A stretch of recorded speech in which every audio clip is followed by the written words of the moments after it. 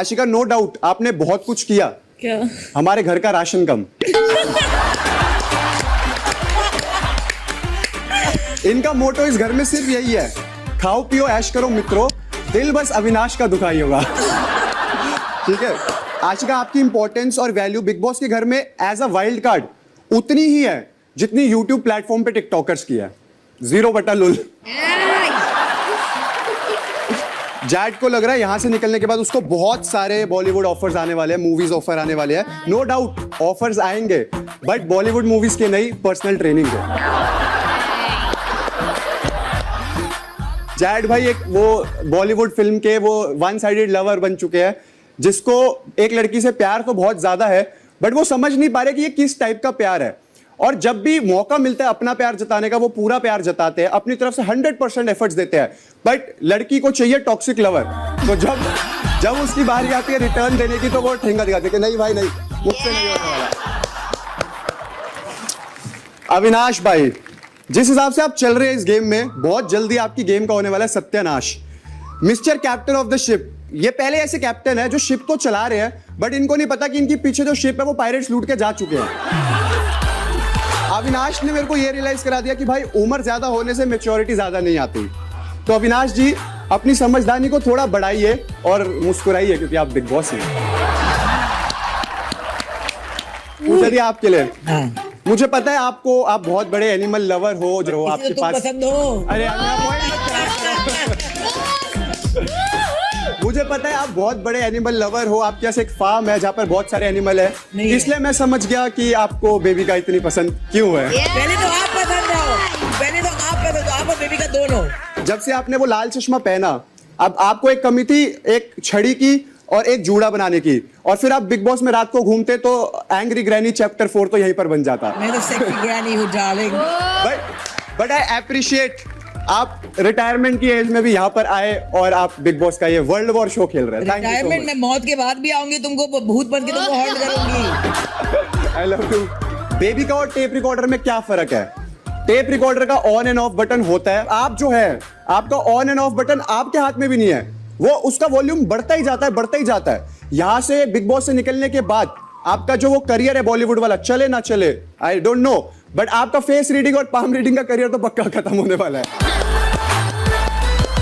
Baby का एक लौती ऐसी डॉक्टर है जिसके पास जब पेशेंट आता है तो वो डॉक्टर को बोल देता है, पहले आप अपने दिमाग का इलाज करवाना, फिर हमें दवाई देना। मैं दिमाग की डॉक्टर नहीं करते, तभी तो आपको दिमाग की डॉक्टर की जरूरत है यहाँ पर। Will come to Elvish. हमारे भाई को अंग्रेजी नाम इतना पसंद है, इतना अच्छा लगता है कि उन्होंने एक इतना सरल नाम, सिद्धार्थ जैसा नाम छोड़ के एल्विश नाम रख दिया। तो अगर ऐसा है तो आप बताओ, जैड को बता देंगे, आपको बाहर एक्सपोर्ट भी करवा देंगे इस देश में। ठीक है एल्विश जी, आपके नाम में ही विश है, वैसे ही आपकी जुबान में भी विश है। यादव साहब क्लास के वो बुली बच्चे हैं जो वेट करते हैं कि वीक स्टूडेंट्स जो हैं वो कब अकेले में दिखेंगे, क्योंकि वो प्रिंसिपल जी के सामने तो गाली नहीं देते, बट प्रिंसिपल जी के हट पे वो ऐसा फटना चालू होते हैं, बॉम्ब पे बॉम्ब पे बॉम्ब। बट उनको ये रियलाइज नहीं होता कि सिर्फ प्रिंसिपल जी के सामने वो अच्छा बनने के चक्कर में पूरी दुनिया को अपनी विश का एहसास दिला रहे हैं। मनीषा जी है हमारे पेड़ के नीचे बैठ के गुटखा खा के दूसरों की चुगली करने वाली आंटी, जो ये बोलती है शर्मा जी के बेटे के तो 95% है, मेरा वाला 94.55 पे क्यों अटक गया। मनीषा जी के सिर्फ दो ही रूप है, एक तो एकदम सरल संस्कारी सुशील भारतीय नारी, और एक एकदम शीला की जवानी। मनीषा, आपकी कुछ लड़ाइयां इस घर में इतनी ही रियल है जितनी जिया और जैड का प्यार है। और in the end I would like to say to Manisha, not everyone is roastable, some are lovable, and I love you. Thank you so much. I love you too.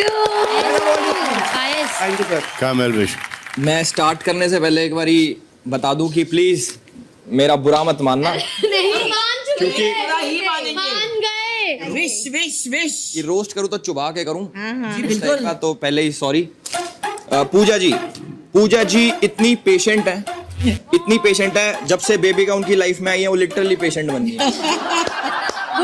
पूजा जी इतनी स्ट्रिक्ट है कि जब भी कभी उनकी फ्यूचर में कोई पार्टनर होगा, उनकी शादी होगी, तो उनके हस्बैंड सोचेंगे कि मैं तो बीवी लाया था, माँ कहाँ से आ गई। अरे मेरे दोस्त, हिंदुस्तानी मर्द तो माँ ही ढूंढते हैं हर जगह, ये हमसे ज्यादा कौन जानेगा।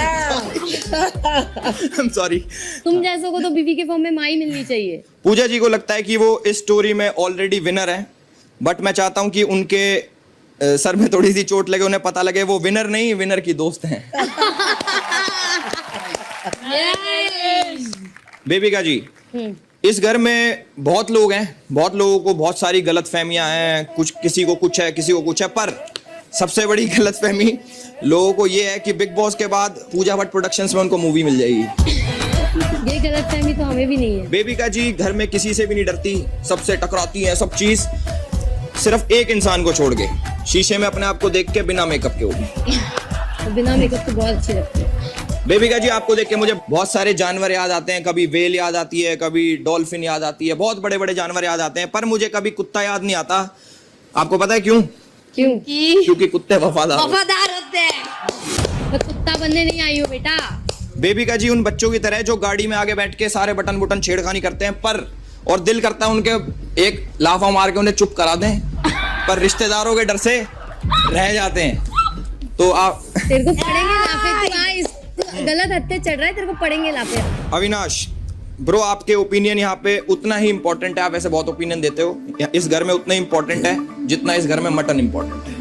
आते ही वापस। आते ही वापस। जैड और कैटिलिया में एक सिमिलैरिटी है, दोनों ही बच्चा बुद्धि हैं। आशिका बहुत ज्यादा कंफ्यूज्ड है, आप बहुत ज्यादा कंफ्यूज्ड हो, आपको ये लगता है कि बिग बॉस नहीं टिकटॉक या इंस्टा है जहाँ पे कमर दिखा के फॉलोअर्स बढ़ जाएंगे। TikTok jokes really. Ashika ji सारी चीजें बैलेंस करना जानती हैं अपनी लाइफ में, जैसे सुबह कॉफी पिला के खुश कर देती हैं और रात को खर्राटे मार के उसे बैलेंस करती हैं।